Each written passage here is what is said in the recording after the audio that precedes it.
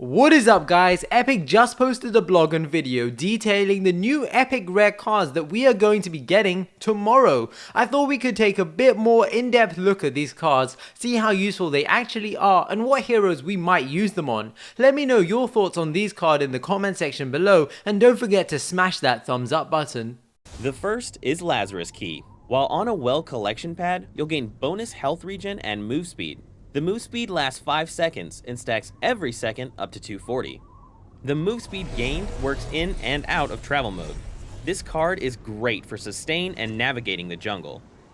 So a 5 cost key is pretty expensive, and that too it only gives you a health increase as a base stat. The only people getting harvesters are usually junglers, and they tend to go for early damage items to allow them to clear the jungle quicker and gank easily. Having said that, the movement speed boost works in and out of travel mode, but it being that it works while you're in travel mode means you can collect harvesters from the outer lanes and try to perform a surprise gank on the enemy hero, or you can collect a harvester in your jungle and quickly rotate to the next camp. I don't think this card is anything special. I don't even really like spending that many points for what it does, and I personally don't see this card getting a lot of use. Next up is Thunder Cleaver.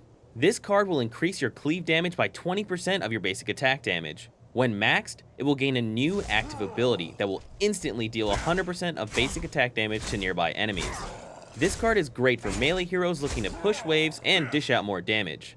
This is definitely one of the better cards, and being that it's a universal card, I can see this being used on a variety of heroes by a lot of players. It gives all the fighters a huge boost in pushing waves. My Kalari laning guide just got even better, and I think this card is definitely going to see some action on a lot of melee heroes, if not all of them. There's not much else to say about this card. It's a pretty great card, one that a lot of people will be praying to RNGesus for.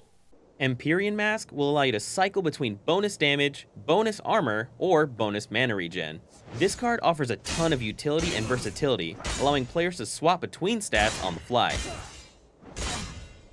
This card seems like it could be good on support heroes like Deco or Muriel. She can have some damage to push the wave, a bit of armor if she gets into trouble, and some mana regeneration to allow her to use those abilities. This card obviously drops off ridiculously fast, but being that it's 4 cost, you could get it on your first back. It might be a good choice on Sparrow, Feng Mao, and even Greystone, as the extra armor early game would definitely benefit them, as well as the damage allowing them to farm in the jungle or in lane, and with the mana regeneration definitely coming in handy. Blightbones has a unique passive that will apply Blight to an enemy that lands a critical hit on you. Blight will reduce all enemy healing by 75%. This includes health regen and lifesteal.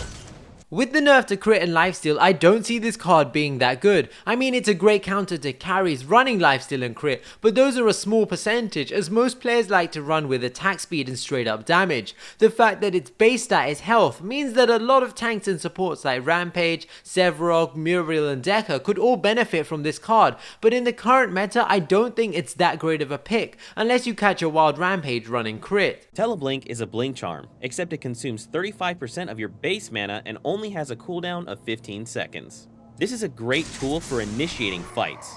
Keep in mind, it can't be used for 5 seconds after taking damage from an enemy hero. Firstly, 35% of your mana is a lot just for a teleport. On heroes like Gideon, Gadget and Howitzer who already have some sort of escape, I don't see this card being used, and on a hero like Richter who already uses a huge amount of mana, having 35% of your mana wiped out for a teleport does not seem worth it to me. Maybe if you kept a small mana pool but a good amount of mana regen, this card could be good. However, mana regen in Paragon at the moment is terrible, and a lot of people don't seem to favor it over max mana. I don't think this card will see too much use the way the game is currently set up, and I struggle to find a hero that would actually benefit from this card. Stab-Link is a blink charm, except it consumes 20% of your base health on a 15-second cooldown. Stab-Link can't be used for 5 seconds after taking hero damage or when critically wounded. So this is basically the corruption counterpart to Tele-Blink, a card I already said I don't think is that good, and again I don't really see who would benefit from Stab-Link. I mean, it's a pretty bad card. Sure, if you had lifesteal on Grim or Drink the Spirits on Iggy, I could see some reasoning behind you using the card, but in all honesty there are better builds for these heroes, and teleporting such a short distance at such a high price honestly doesn't seem worth it to me. Scarab Claws offers a unique passive that will shred all of a shielded target's armor for 6 seconds. Basic attacks against shielded enemies will shred all of their armor, rendering them vulnerable to all incoming damage.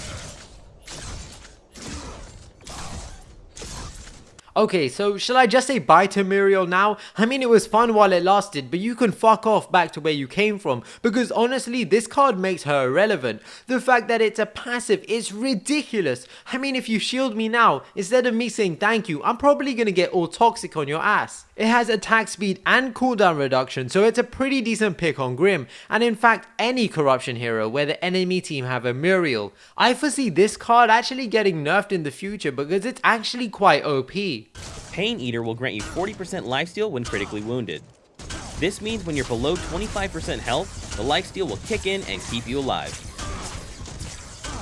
I have no idea why the video is showing off Twin Blast, because in my eyes this card is definitely an instant pick on Greystone. You can rush into fights, get critically wounded but remain alive for the extra period of time because of the 40% lifesteal, and then when you die you're just resurrected. This card could be okay on Twin Blast or Murdoch, heck even Grux, but I definitely think it shines in the hands of Greystone.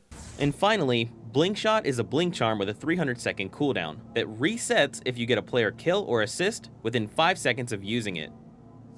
This is a great repositioning tool for all you Fury players out there.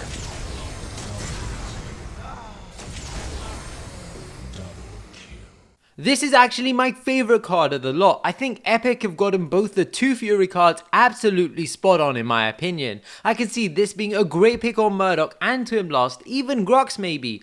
Being able to blink in, get a kill and blink out and go about your business is something I've wanted in Paragon for a long time, and I like that it requires you to do some skill to pull it off, because if you blink in and mess up you could pay the ultimate price. I definitely want this card for my carries. The only disappointing thing is that its base stat is cooldown reduction, which sucks, but maybe Howitzer is a viable choice as well. I hope you guys enjoyed this brief overview of the new cards. If you did, leave a like. You got a good look at me farming as well, because this is footage from my upcoming Murdoch guide where I found my way to 60 card points before the enemy team or my own team even hit 40. Let me know which cards you're looking forward to the most, or if you have any thoughts on them, post it in the comment section below. Maybe it's time for my first pack opening video.